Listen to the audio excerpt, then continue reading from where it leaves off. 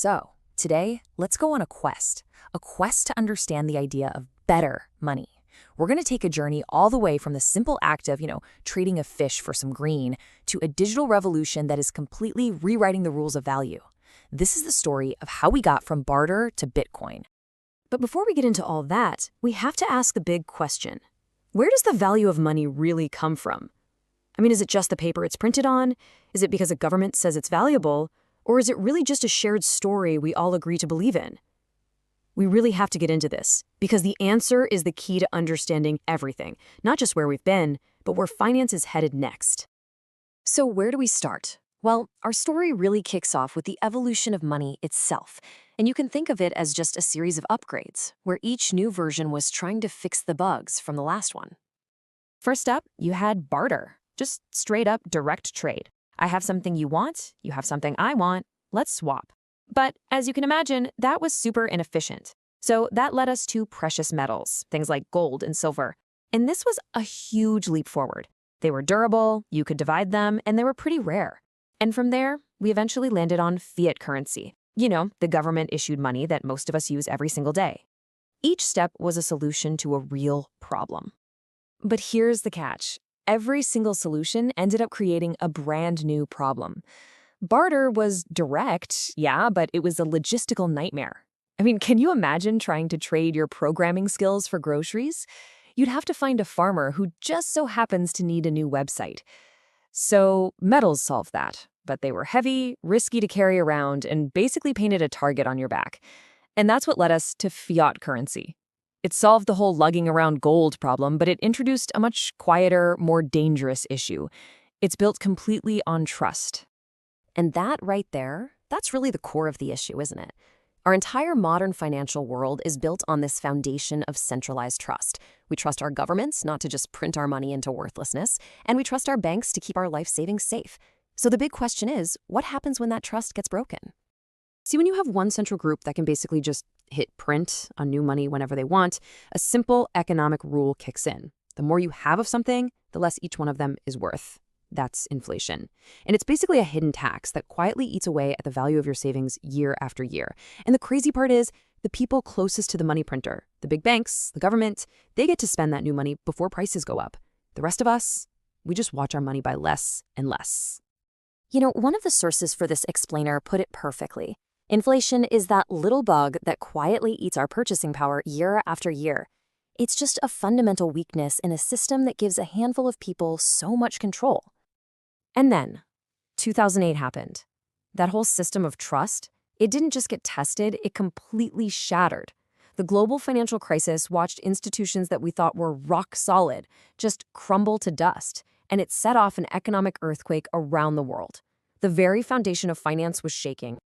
But right in the middle of all that chaos, out of the ashes of that crisis, this radical new idea popped up. A white paper appeared online, published by this mysterious, totally anonymous person or group known only as Satoshi Nakamoto. And it proposed a brand new kind of money, one that didn't need governments or banks at all. It was called Bitcoin. And this really gets to the heart of the whole Bitcoin idea. It's a complete flip of the script on what we trust. Instead of having to trust people and institutions that can, make mistakes or act in their own self-interest, Bitcoin asks us to trust something totally different: verifiable math and open source code. Code that anyone, anywhere in the world can look at, check, and verify for themselves.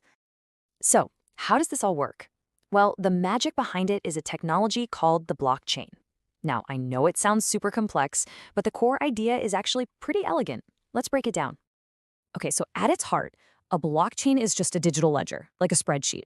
But it's a very special kind of ledger with 3 revolutionary features. First, it's public. Everybody can see it. Second, it's verifiable. Anybody can check the math. And the third one, this is the real game changer, it's immutable. Once a transaction is on there, it's there for good. It can't be changed. It can't be deleted. Ever. Okay, so how does it pull that off? How does it make it so nothing can be changed? Well, as you can see here, every new block of transactions gets sealed with a unique digital fingerprint. And that fingerprint is mathematically linked to the block before it. It creates this unbreakable chain. So if you wanted to go back and change an old transaction, you'd have to break that seal, and every single seal that came after it, and then redo all of that work, which is basically impossible to do. That mathematical lock is what gives it its incredible security. But wait, who's actually making sure this chain stays secure and follows the rules? That's where miners come in, through a process called proof of work. You can think of it like a giant global lottery, where super powerful computers are all competing to solve a really hard math puzzle. Whoever solves it first gets the right to add the next block of transactions to the chain, and as a reward, they get some brand new Bitcoin. The whole thing uses so much energy and computing power that it makes trying to cheat the system unbelievably expensive. Okay, so the theory is amazing, right? But the real question is, did it actually work out in the real world? Let's look at the story of how Bitcoin went from this tiny, nerdy experiment to a global asset. And it all started with its very first real-world purchase. So get this, back in 2010, this programmer named Laszlo Hanyecz goes onto an internet forum with a kind of weird offer. He said he wanted to buy something, and he was willing to pay for it with this new digital money. And the price he offered was 10,000. That's right, 10,000 Bitcoins for 2 pizzas. I know, it sounds absolutely wild now, but at the time, this was a huge deal. It was the very first time Bitcoin was actually used to buy a physical thing, proving that it could work as a medium of exchange. And today, those 10,000 Bitcoins are worth, well, let's just say a whole lot more than 2 pizzas. So how do you actually use it? Well, you control your Bitcoin with something called cryptographic keys. So your public key, think of it like your bank account number or maybe your email address. You can share it with anyone and they can send you Bitcoin. But your private key, that is the secret. It's like the password and signature for your entire account all in one. It gives you, and only you, the power to actually spend your funds. And this leads to one of the most important sayings in the entire world of Bitcoin. Not your keys, not your coins. What it means is, if someone else is holding your private key, like an exchange or some other service, you don't really own your Bitcoin. You're trusting them. It's a system that gives you total control, but with that comes total responsibility.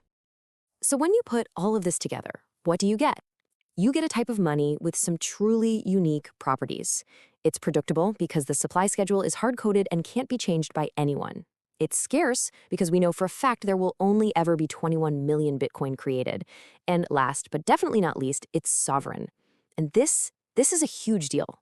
It means that you, the person holding the private keys, have absolute control. No bank can freeze it, no government can seize it without your keys. That's a level of financial freedom we've never really seen before. And so here we are, full circle. Bitcoin's real innovation isn't just about creating a new kind of digital money. It's about creating a new way to trust. And it really pushes us to ask a pretty deep question. What happens when trust is no longer something you have to place in people or institutions, but is something you can verify with math? What happens when trust itself becomes programmable? And honestly, the answer to that question is still being written.